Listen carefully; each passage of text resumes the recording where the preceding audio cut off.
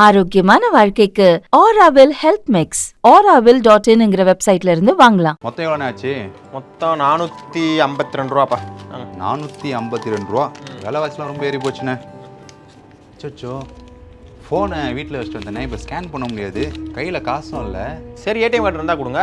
ATM card இருக்குன்னு நினைக்கிறானே. Card இருக்கு, ஆனால் பின் நம்பர் ஞாபகம் இல்லையே. தம்பி, அதெல்லாம் ஒன்றும் பிரச்சனை இல்லை. கார்டை கொடுங்க, நான் பணத்தை திருடிக்கிறேன். எடுத்துக்கிறேன். பின் நம்பர் இல்லாமல் எப்படி காசு எடுப்பீங்க? தம்பி, பின் நம்பர் ஓடிபி எதுவுமே வேணாம். ஏன் கார்டை கூட நீங்களே வச்சுக்கோங்க. ஆனால் நான் பணத்தை திருடி காமிக்கிறேன் பார்க்குறீங்களா? எடுத்து காமிக்கிறேன் பார்க்குறீங்களா? எங்க எடுங்க பார்ப்போம். இப்போ பாருங்க தம்பி, எப்படி பணத்தை எடுத்தாச்சு. என்ன பின் நம்பர் இல்லாமல் எப்படி காசு எடுத்தீங்க? இந்த மாதிரி உங்கள் பணமும் திருடு போகாமல் இருக்கணும்னா இந்த வீடியோவை ஃபுல்லாக பாருங்கள். தம்பி, இப்போ பேங்க்கில் கொடுக்குற ஏடிஎம் கார்டெலாம் இந்த மாதிரி ஒய்ஃபை சிம்பிள் இருக்கும். உங்கள் கார்டில் இருக்கான்னு பாருங்கள். ஆமாண்ணே, இதோ இருக்கு. முக்கால்வாசி பேர்கிட்ட இந்த மாதிரி ஏடிஎம் கார்டு தான் இருக்கும். இந்த கார்டுக்கு பேரே கான்டாக்ட்லெஸ் கார்டு. இப்போ இந்த கார்டை வந்து நம்ம தொடாமையே, பின் நம்பர் தெரியாமையே, ஓடிபி போடாமையே, உங்களுக்கே தெரியாமல் உங்கள் அக்கௌண்ட்லேருந்து பணத்தை திருட முடியும். நிறைய இடத்துல இந்த மாதிரி நடந்துக்கிட்டு இருக்கு. அண்ணே, இதுக்கு முன்னாடிலாம் கார்டு மேலே இருக்க 16 நம்பரே சொல்லு அப்படின்னு சொல்லி நம்மளை ஏமாற்றிட்டு இருந்தாங்க. இப்போ பார்த்தீங்கன்னா நமக்கே சம்மந்தம் இல்லாமல் ஏன் நம்பரும் இல்லாமல் எடுக்கலாம்னு சொல்கிறீங்க? தம்பி, உங்கள் பணம் சேஃபாக இருக்கிறதுக்கு என்ன பண்ணுங்கிற சொல்கிறேன் கேளுங்க. இப்போ இந்த மிஷின் பேர் POS, point of sale machine. இதுக்குள்ளே NFC அப்படின்னு ஒரு டிவைஸ் இருக்கிறதுனால ஒய்ஃபை ஆக்சிஸ் உள்ள உங்கள் ஏடிஎம் கார்டை 4 சென்டிமீட்டர் கேப்பில் வச்சு உங்களுக்கே தெரியாமல் பின் நம்பர் போடாமல் உங்கள் அக்கௌண்ட்லேருந்து பணத்தை எடுக்க முடியும். இப்போ இந்த வீடியோவை பாருங்களேன். கடையில் பொருள் வாங்க வர்றவர் பொருள் வாங்கிட்டு இருக்காரு. பின்னாடி என்ன நடக்குதுன்னே அவருக்கு தெரியல. இந்த நேரம் ஒரு பேண்ட்டு பாக்கெட்டில் பர்ஸ் வச்சுருக்காரு. அந்த பர்ஸில் அவரோட ஏடிஎம் கார்டுங்கிறது வச்சுருக்காரு. ஸோ பக்கத்தில் ஒருத்தர் வந்து அந்த POS மிஷினை வச்சு பக்கத்தில் 4 சென்டிமீட்டரில் வச்சா அந்த கார்டுங்கிறது ஆக்சிஸ் ஆகுமா? ஸோ அவருக்கே தெரியாமல் அவர் அக்கௌண்ட்லேருந்து பணத்தை எடுத்துட்டாரு. என்னண்ணே, பணத்தை திருட்டாங்க, எப்படி அந்த மிஷின் காசு எடுத்துச்சு? தம்பி, இது எப்படி ஒர்க் ஆகுதுன்னா, இப்போ இந்த ஏடிஎம் கார்டில் அந்த மாதிரி ஒரு சிப்பு இருக்கா, இதே மாதிரி சிப்பு உள்ளேயும் இருக்கும். அதுதான் வந்து அந்த மிஷினோட ஆக்சஸ் பண்ணுற ஹெல்ப் பண்ணுது. இப்போ நிறைய பேர் ஏடிஎம் கார்டு எங்கே வைப்பாங்க?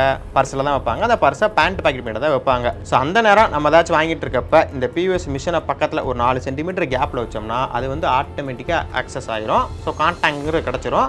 அந்த நேரம் நமக்கே தெரியாமல் நம்ம அக்கௌண்ட்லேருந்து பணத்தை எடுக்கிறதுக்கான வாய்ப்புகள் நிறையவே இருக்குது. அந்த மாதிரி தான் இவர் வந்து திருடி இருக்காரு. இந்த மாதிரி நிறைய இடங்கள்ல நடந்துகிட்டு இருக்கு. ஃபர்ஸ்ட் அந்த கார்டை கொடுங்க. இந்த சிப்புனால ஒரு பிரச்சனை, சிப்பை வெட்டி எரிஞ்சிடுறேன். தம்பி இருங்க. இப்போ வெட்டி எரிஞ்சிங்கன்னா அப்புறம் அந்த ஏடிஎம் கார்டு யூஸ் ஆகாது. பரவாயில்லையா? இதுலேருந்து எப்படி தப்பிக்கிறங்கிறத சொல்கிறேன். அதை சொல்லுங்கண்ணே ஃபஸ்ட்டு.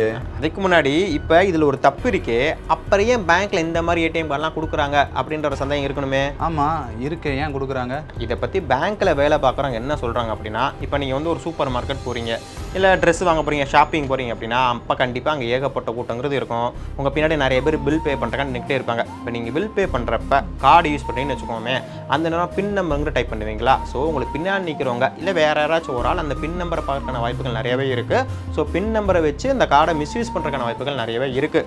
ஸோ பின் நம்பர் யாருக்குமே ஷேர் ஆகக்கூடாது. செக்யூரிட்டி பர்பஸ்க்காக தான் இந்த டேப்பிங் சிஸ்டம் அப்படிங்கிற ஒன்று கொண்டு வந்தாங்களாமா.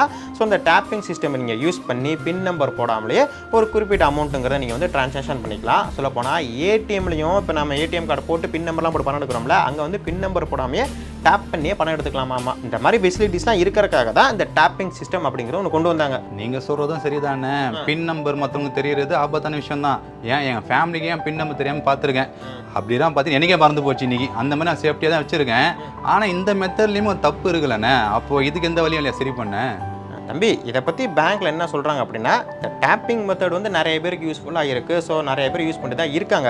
இப்போ உங்களுக்கு அது தேவைப்படும் அப்படின்னா நீங்கள் உங்கள் பேங்க் அக்கௌண்ட்டோட மொபைல் நம்பர் ரிஜிஸ்டர் பண்ணிப்பீங்கல்ல, அது மூலயமா இந்த கார்டை வந்து நீங்கள் எனேபிள் பண்ணிக்கலாம், இல்லை உடனே டிசேபிளும் பண்ணிக்கலாம். இல்லை மொபைல் பேங்கிங், நெட் பேங்கிங் இது மூலியமாகவும் நீங்கள் எனேபிள் பண்ணிக்கலாம், டிசேபிளும் பண்ணிக்கலாம். இப்போ நீங்கள் எனேபிள் பண்ணி வச்சுருக்கீங்க, அந்த நேரம் அந்த கார்டை வந்து எப்படி சேஃபாக பார்த்துக்கலாம் அப்படின்னா, ஒரு RFID கவர் அப்படின்ற மாதிரி விற்கிது. இப்போ இது பார்த்தீங்கன்னா பாக்ஸு 30 ரூபா அந்த கவர்.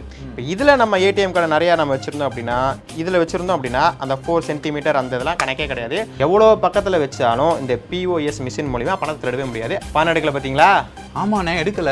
இப்போ பர்ஸில் வந்து ஏடிஎம் கார்டு வச்சுருக்கோம். இது வந்து இதில் கான்டாக்ட் ஆகி பணம் எடுக்குதான்னு பார்ப்போம்.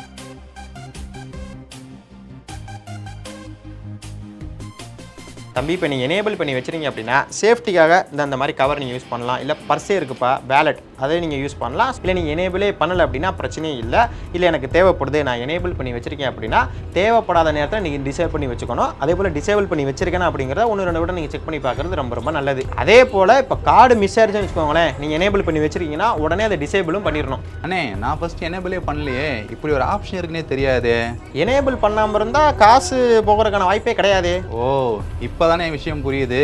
எங்கள் வீட்டில் ஒரு வாள் இருக்குது, என் தங்கச்சி நேற்று ஷாப்பிங் போகிறேன்னு சொல்லிட்டு நம்பர்லாம் கேட்டு வந்து ஓடிபியும் கேட்டால் இது அவள் வேலையாக தான் இருக்கும், வீட்டில் போய் பார்த்துக்கிறேன். நீங்கள் உடனே டிசேபிள் பண்ணுங்கள் உங்கள் ஏடிஎம் கார்டில். இதெல்லாம் தெரிஞ்சால் பண்ண மாட்டேன் நான். நெட் பேங்கிங் பண்ணுறது, மொபைல் பேங்கிங் பண்ணுறது எல்லாமே இது நான் பண்ணதில்லை.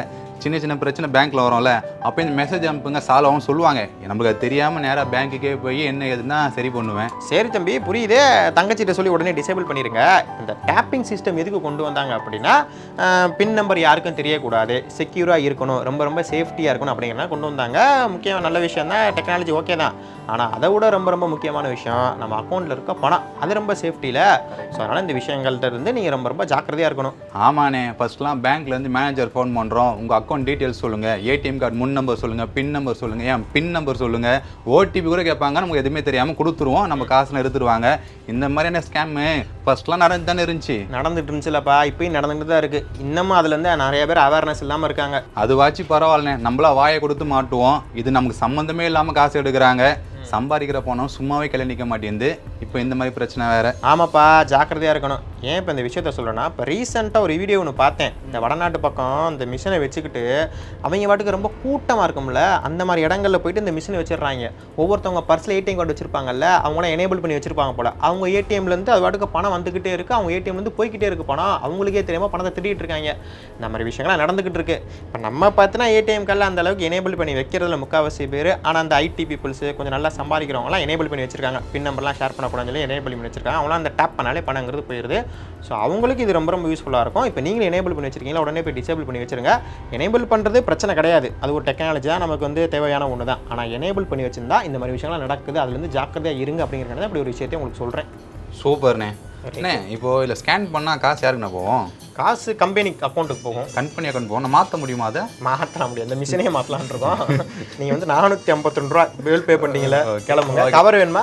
கவருக்கு நீங்கள் 10 ரூபா கேட்பீங்களா? ஆமாம், கவருக்கு 10 ரூபா கூட வந்து போய் 125 ரூபா. 125 ரூபா கிளம்புங்க. ஓகே, நல்ல விஷயம் சொல்லியிருக்கேன். கிளம்ப, வீட்டுக்கு கிளம்புங்க. நன்றி நன்றிண்ணே. பார்ப்போம். பில்லு நீங்களே வச்சுக்கோங்க. என்ன ஆண்ட மாட்டேங்க நான் தங்கா